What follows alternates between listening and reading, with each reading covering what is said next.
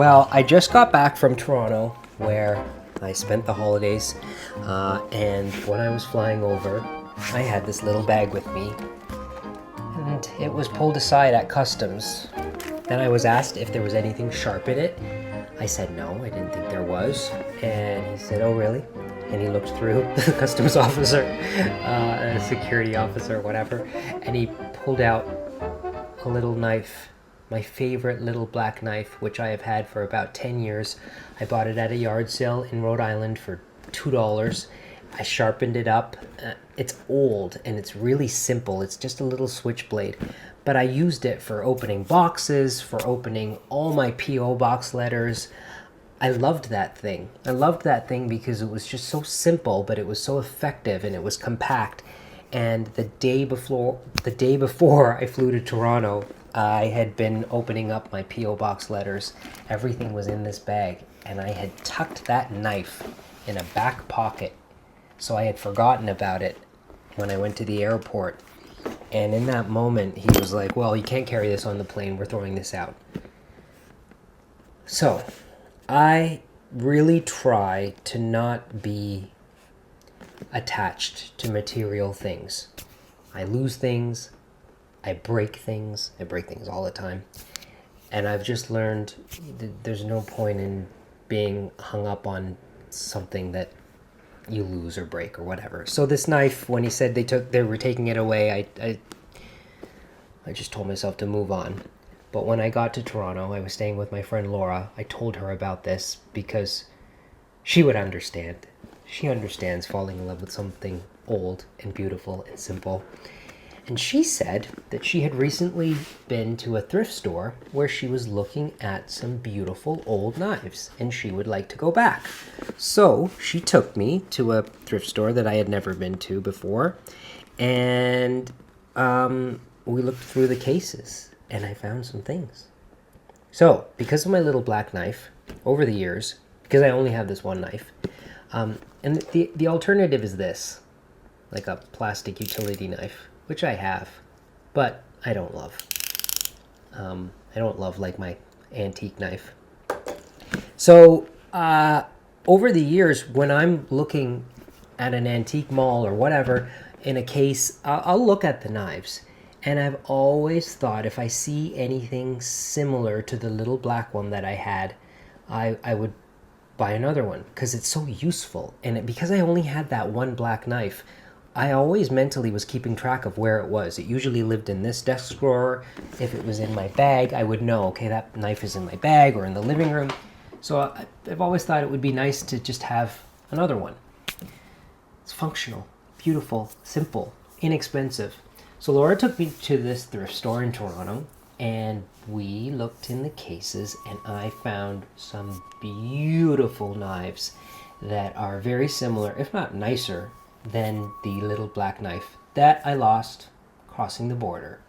And that's what I would like to share with you today. So let's start with this knife. So this is very similar to the one that I lost, but this is bigger. So the one I had was black, it was smaller, and what I liked about that knife, which is the same thing with this knife, is it's a single blade. And that blade I had sharpened just on a whetstone, and I'm going to do the same with this, but they feel so nice to hold in the hand when it's closed, and also when it's open, like for cutting open. I hate letter openers. I just hate them. I've always hated them. They're like tacky, like fake swords, whatever. So I don't have a letter opener, and people have gifted me letter openers before, and I throw them in the garbage because I hate them. But yeah, I open everything with a knife, a pen knife. And this knife, because it's kind of big, will be great for opening boxes. And this one, all of these were labeled. This one it says that it's 1960s plastic handle, Germany, and it's actually marked made in Germany. So that was the first one that I found that I loved. The second one is a Canadian knife plastic handle, like sort of like a Bakelite handle. I love this color, this beautiful sort of almond color. And this is a double-bladed knife. The label on this said Nacho Canada Rare 1930s plastic handle. Both blades are marked Nacho Canada. So there's 2 blades on that one. I'm going to get my stone out and I'm going to sharpen all of these knives and clean them up. They're pretty clean and they're oiled. Like, the owner of this place, I think, knows a lot about knives and has already done the work on them to it looks like there's no rust on them, and as I said, there's oil in the joints. Beautiful, beautiful knife. We looked at many. Laura got one too. And of the many that we looked at, I ended up getting 4. The third knife is, let's see what the label says. G. Iberson, England. Very rare and great very rare and great quality. Very rare and great quality 1920s. So it doesn't say what the handle, what it's made out of. It looks like some kind of plastic. But sometimes these are bone. And the other thing I love about these knives is the way that the top piece is affixed to the metal. I love these pins. And this is what the black knife that I lost, this is what it looked like. It just had it had 2 little pins in them. And the pins go through the actual blades on the inside. So this is a tiny knife. And this has 2 blades. This has 2 tiny blades.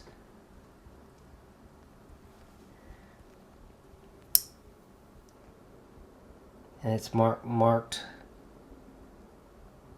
G. Iberson, made in England.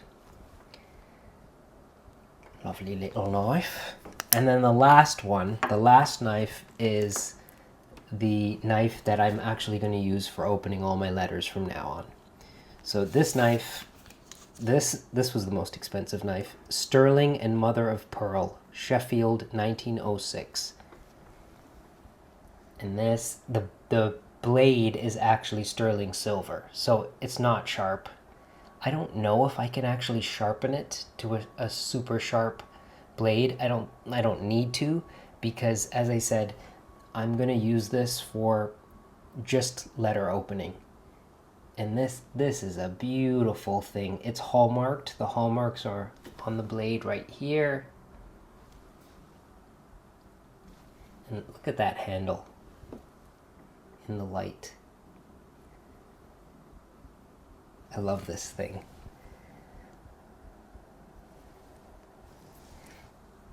There's something about these knives that when they're being used, they feel really nice in the hand being used, but when they're even just sitting like on the table, it's a pretty thing.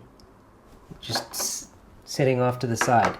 So this knife sitting on the table versus this knife sitting on the table. I mean, this isn't bad. I should say, I don't hate this knife. Like this, it's a plastic knife, but there's something nice about it.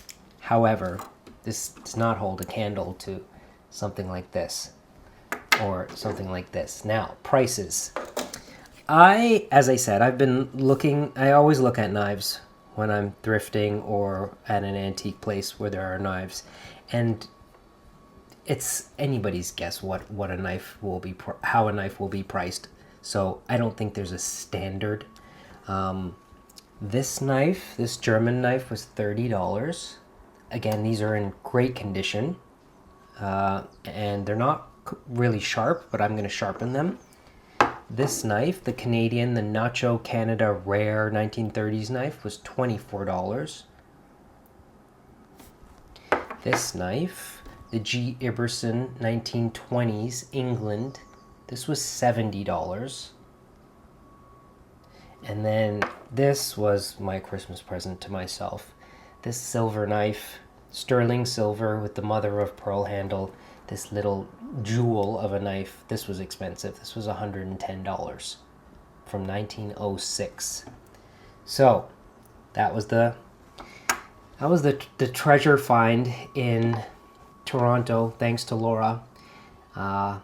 Thank you, Laura, for taking me. I love these so much. And now there will be knives. There's a knife that's going to stay with my letter stuff. There's a knife that's going to live in this drawer. There's a knife that will be in the living room because I'm always using a knife in there for like cutting things, like candles, like when I cut the wick apart, whatever.